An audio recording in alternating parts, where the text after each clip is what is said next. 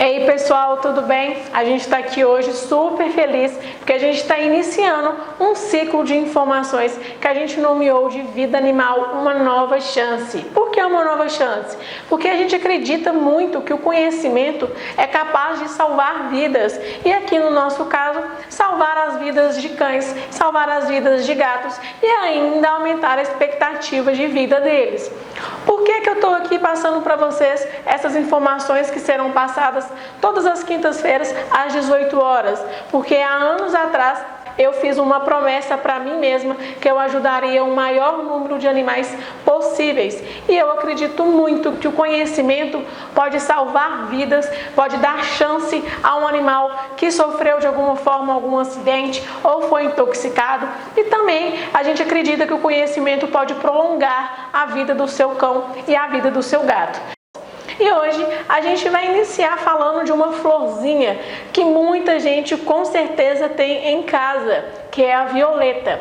Aquela florzinha que tem aí mais ou menos 10 centímetros de altura, se adapta muito bem a ambientes, principalmente com pouca incidência solar, ambientes úmidos e que possui um preço super acessível para aquisição, tá? A violeta, ela é oriunda da Europa e da África e se disseminou com muita facilidade aqui no Brasil. Aqui a gente consegue encontrar ela nas cores roxa, rosa, azul, amarela, branca e até as violetas vermelhas. Muita gente não sabe, mas a violeta é amplamente usada na gastronomia, tá? Eles utilizam a violeta para fazer ornamentos nos alimentos, além de produzir alguns molhos agridoces e também produzir um próprio doce da violeta. E ela também pode ser utilizada para adocicar e aromatizar algumas manteigas artesanais. Só que muita gente não sabe é que a violeta é tóxica para cães e tóxica para gatos.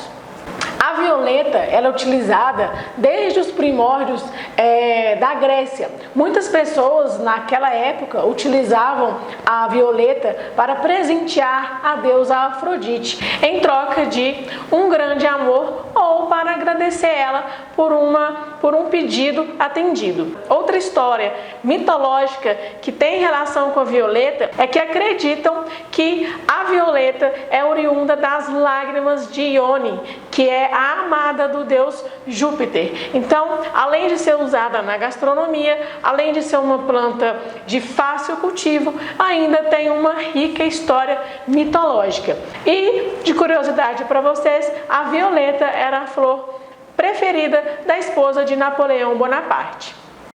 Porém, pouca gente sabe que a violeta é extremamente tóxica para cães e para gatos.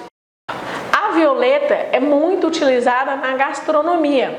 A florzinha da violeta é extremamente doce e por isso ela é usada para a fabricação de caldas, de molho agridoce, além de ser utilizada também para a produção de sorvetes, geleias e também é usada para ornamentar algumas saladas, ornamentar alguns outros pratos. E além disso, ela é muito utilizada em algumas farmácias de homeopatia e de medicamentos sintéticos como substrato de substâncias anti-inflamatórias e analgésicas. Porém, o que muita gente não sabe é que a violeta, principalmente o seu caule e as suas sementes, são tóxicas para cães e para gatos. E como são flores que a gente tem uma grande frequência em nossas residências, não são raros os casos de cães e gatos intoxicados por essa planta. E agora a gente vai falar um pouco sobre os tóxicos presentes nessa planta. A violeta possui uma quantidade considerável de ácido tânico e de ácido acetil salicílico. O ácido tânico é um produto que geralmente as leguminosas, algumas frutas como por exemplo a uva e algumas flores como por exemplo a violeta, produzem como um mecanismo de defesa. Quando ela é mastigada, por exemplo, quando uma uva é mastigada, ela libera o ácido tânico. E esse ácido tânico para alguns animais tem um paladar paladar extremamente amargo, evitando assim a ingestão dessa fruta. Lembrando que a concentração de ácido tânico é muito maior nas sementes, como por exemplo da violeta, a gente vai ter uma concentração de ácido tânico maior na semente quando em comparação com as flores. E a mesma coisa vale para a uva, que a concentração de ácido tânico vai ser maior na casca e nas sementes em consideração da polpa da fruta. Esse ácido tânico, ele quando ingerido em uma grande quantidade ou ingerido em quantidades rotineiras, todos os dias uma quantidade por um longo período de tempo, ele pode provocar várias ações no organismo do animal, principalmente se for uma espécie mais sensível à substância, como por exemplo os cães e os gatos. É comprovado cientificamente que o ácido tânico tem uma interferência no coração que vai provocar a redução da frequência cardíaca, ou seja, vai provocar nos animais uma bradicardia. Além disso, o ácido tânico tem um poder anticoagulante, e isso em grande quantidade, ou como eu disse para vocês, uma quantidade rotineira, pode afetar drasticamente os fatores de coagulação do sangue de um animal, provocando hemorragias por todo o corpinho, que pode ser manifestado em petecas, que são as hemorragias que a gente observa facilmente na pele do animal, rinorragia, que são os sangramentos nasais, e a gente pode encontrar também o vômito contendo sangue, a diarreia contendo sangue, dentre outras hemorragias que muitas vezes a gente não vai observar porque estão internamente ao corpo do animal. O ácido tânico também pode provocar vômitos e pode provocar diarreia. E além disso, é comprovado que o ácido tânico tem uma ação direta na musculatura estriada e esquelética, diminuindo a sua potência. E isso pode provocar uma fraqueza muscular nos animais, que é observado como uma letargia. O animal fica mais lento, o animal fica mais devagar, porque essa substância vai reduzir a força de contração da musculatura. Além disso, o ácido tânico pode provocar lesões renais que podem ser reversíveis ou não, e isso vai variar da quantidade de substância ingerida pelo animal. E por último, dentre as ações do ácido tânico ou tanino, a gente vai ter aí o efeito hiperglicemiante, ou seja, ele aumenta a concentração de glicose sanguínea dos animais. Então, os cães diabéticos são mais sensíveis a essa substância porque, naturalmente, eles já possuem uma dificuldade de controlar os níveis glicêmicos, os níveis de açúcar no sangue, e se ele for exposto ao ácido tânico, ele pode provocar ainda mais hiperglicemia, tá? Então, os animais diabéticos são um pouco mais sensíveis quando comparados aos animais não diabéticos. Outra substância presente principalmente no caule e na semente da violeta é o ácido acetil salicílico, tá? Que é muito usado na medicina humana, por exemplo, na aspirina, que é um medicamento que eu aposto com vocês que a maioria aqui já ingeriu. O ácido acetil salicílico, ele pode ser extremamente tóxico em quantidades maiores ou em uma grande frequência de uso, uma grande frequência de administração. Além disso, esse ácido é muito usado na dermatologia. Ele é muito usado como um potente anti-sinais, um potente anti-rugas, que vai aí reduzir nas linhas de expressões. Então, ele é amplamente usado na dermatologia. E recentemente tem sido feitos estudos do uso dessa substância como um antifúngico. Então, para tentar aí eliminar ou reduzir as populações de fungos que podem provocar diversas infecções em cães, animais e em plantas.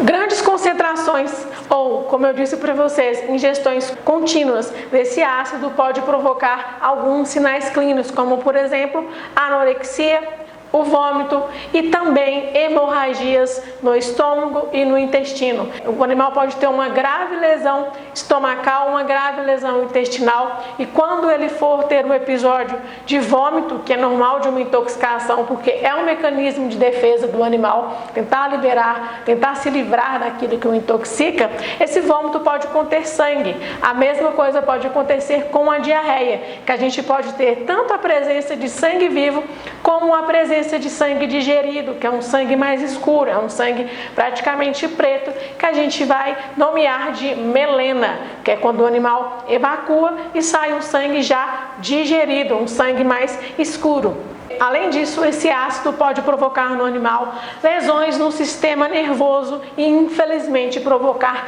quadros de convulsões que podem resultar na morte do animal. Outros sinais que podem ser observados é a febre e a icterícia. Icterícia é quando o animal fica com as mucosas amarelas devido a uma grande concentração de uma substância chamada bilirrubina, que é proveniente do fígado. Toda vez que o animal apresenta esse sinal clínico, que é a icterícia, a gente vai suspeitar de lesões hepáticas, pois o fígado é um importante órgão para tentar metabolizar quase todas as substâncias que possam provocar intoxicações nos animais. Então, diante de uma intoxicação, ele vai exacerbar a sua função, podendo, infelizmente, provocar lesões que essas poderão ser irreversíveis ou reversíveis de acordo com o quadro e de acordo com a velocidade que você procura a ajuda de um médico veterinário. Bom, a gente já falou então um pouco da origem, um pouco da história da violeta, um pouco de como elas se apresentam, como elas são utilizadas na cultura humana e os riscos que elas podem provocar nos animais. Mas e se o seu animal ingerir uma violeta, ingerir a planta, ingerir o caule, a semente ou a flor? O que você vai fazer? Após a ingestão dessa planta, a gente deve imediato fornecer para o animal o carvão ativado, tá? O carvão ativado é o nosso grande aliado em praticamente todas as intoxicações. Ele é indispensável na nossa caixa de primeiros socorros, tá? A gente vai pegar o carvão ativado, seguir todas as bulas que vão estar na embalagem do carvão ativado que você contém, fornecer para o animal e ir imediatamente para o médico veterinário. Lembrando que você deve falar para o médico veterinário que esse animal ingeriu violeta, tá? Porque de acordo com a planta, de acordo com o tóxico, o veterinário vai tomar as medidas necessárias para tentar salvar a vida deste animal, tá bom? Então, gente, o que eu tinha para passar para vocês, o conhecimento que eu tinha para passar para vocês sobre a intoxicação por violeta foi esse. Vocês vão receber um texto em que eu consegui resumir todo o estudo que eu realizei sobre o assunto de uma forma mais clara possível. Gente, semana que vem, de novo, na quinta-feira, às 18 horas, a gente vai estar aqui fornecendo para vocês informações sobre a picada da cobra cascavel, o que pode provocar no animal, quais são os sinais que o animal vai apresentar diante de uma picada de uma cobra cascavel e o que a gente pode fazer para tentar salvar este animal durante o trajeto até um médico veterinário. Tá bom? Espero que vocês tenham gostado. Não deixem de se inscrever no nosso canal. Não deixem de nos seguir nas nossas redes sociais. Qualquer sugestão, qualquer dúvida de tema, pode deixar aqui pra gente também nos comentários. Não esqueçam de dar um like aqui neste vídeo e até quinta-feira que vem.